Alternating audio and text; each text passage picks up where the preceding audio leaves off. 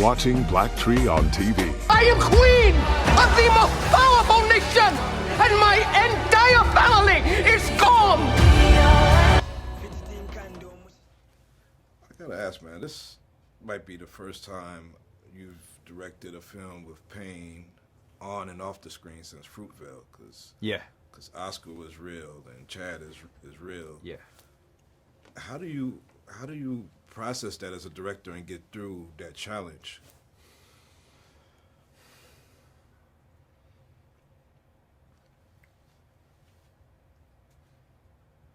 To be honest with you, bro, I don't know. That's an interesting parallel you make. It's very different. Very different. I was a younger man when I made Fruitvale, and I didn't know Oscar. Yeah. I knew a lot of people that knew him, but he wasn't a personal friend of mine. So I was able to have a level of distance, and that gap closed, by the time we were done making the film, and I'm still in contact with, members of his family, and this one was different because I knew Chad, and came to know him because of this project, that was T'Challa, Black Panther. That's what brought us together, and we had direct impact on each other's lives, through making this. So I was in the blast radius, so to speak, of him passing away. So it's very different, and I was an older man, and like I'll put it to you like this, bro. I got 2 little brothers. You know what I'm saying? In my life was very much about trying to be the best big brother to them that I could be, but it was also me looking for a big brother for my own. You know what I'm saying? And when he passed, bro, I lost one. That took me a long time to find. Yeah. So just it's similar but different. In terms of processing it, bro, man, I'm still doing it. And we were doing it while we were making the movie. You know what I'm saying? Yeah. But it felt right the whole time is what I could tell you. You know what I'm saying? It felt like what he would want us to do.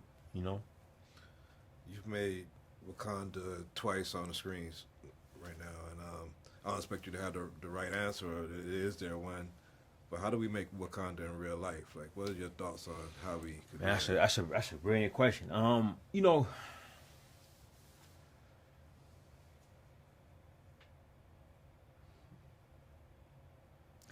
My buddy sent me some images from Howard Homecoming, right? Yeah.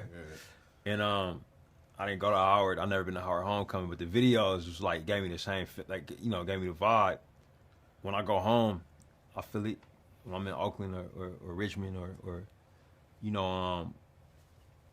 I was in Lagos recording music, working with the artists out there. I felt it there. It's there. You know what I mean? Like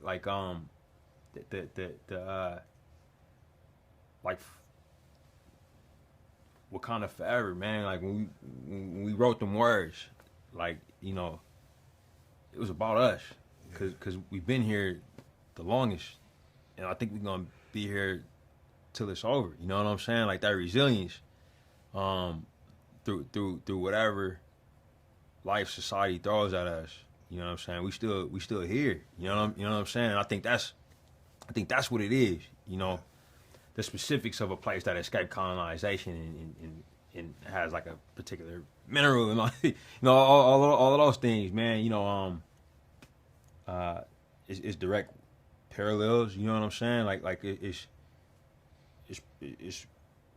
we got to figure out controlling our resources.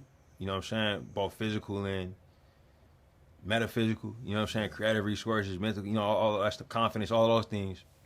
But I'm confident that we will at some point. You know what I'm saying? Yeah. If that makes sense. I feel like we're kindred spirits, man. I know you pitched Eddie on Coming to America. I pitched Eddie on Coming to Africa, like a script like that. And I hear that we both interested in making Mansa Musa. Yeah. Have you started putting Man, any work to that? you know what's crazy about that is that like the Mansa Musa thing with Mike B. I think Mike just mentioned that like in an interview, and people like ran with it and said we was working, but we haven't had any direct talks about anything like that to clear that up. Like I remember reading that a while back, like oh damn, but yeah, Mike just mentioned like a lot of stories that hadn't been explored yet, and he was in an interview on his own. Yeah. But yeah, that's dope. You trying to make one? I got pages, bro. Oh, that's big. Pages. Yeah. I don't have none of that. Like that's what I'm like you know. Yeah.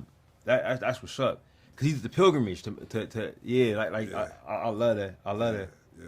Yeah, I love that. See what you got. Stop! Right there! Who are you? And how did you get in here? This place is amazing. The air is pristine. And the water. My mother told stories about a place like this. A protected land with people that never have to leave, that never have to change who they were. What reason do you have to reveal your secret to the world? I am not a woman who enjoys repeating herself.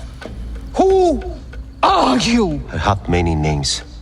My people call me Ahkukungkan. But my enemies call me Namor. The last question, I gotta know, was it intentional? Like I know Black Panther meant so much for the black community, and this one with Namor being this super dope villain, anti-hero.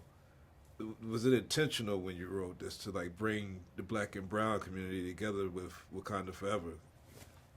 Yeah, I think so. Yeah, like I'm from California, from Northern California. You know, so like, you know, my state got a Spanish name.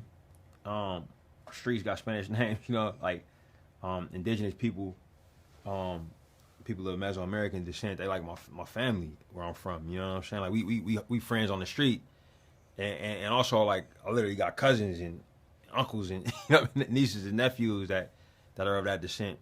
And our cultures, though they developed, you know, with some physical distance from each other, which is even that's debatable. You know what I'm saying? But so many similarities. You know, like to what happened to you know on the continent of Africa, what ended up happening to the Americas or quote unquote New World. And it was really intense. Like it'd be times where you know because it's 7 languages spoken in this movie. You know, like I feel like I haven't had a chance to even talk about that. But you know, obviously we speak in Yucatec Mayan and Osa, which if you look at a map, man, it's pretty, you know. But they even have words that sound similar.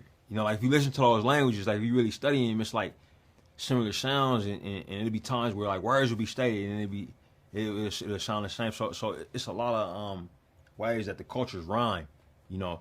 But there also are some distinct differences, like both between the culture of Talakhanil and Wakanda and our cultures in real life. But yeah, like the idea of juxtaposing them and it was something that we were thinking about and not doing it just for like the sake of like action, you know what I'm saying, and seeing things explode, but doing it to have like the full conversation, because that's a part of life. Sometimes cultures come in conflict with each other, you know, but why and how and is there ways to bring resolution to it? It was all things we were interested in exploring. Hey man, you one of my favorite people that's doing it, man. You're always inspiration. Man, right on, my bro. kids in the Bay, they're inspired by you. Guy that works with me right there, he's your biggest fan. He's a director. Oh, Jalen, that's what's up, bro. I just want to say, man, just keep doing it, man. I'll be cheering every day, bro. I'll be cheering for you every day. I appreciate you, bro. All right, Real, it's always good to see you, bro. It's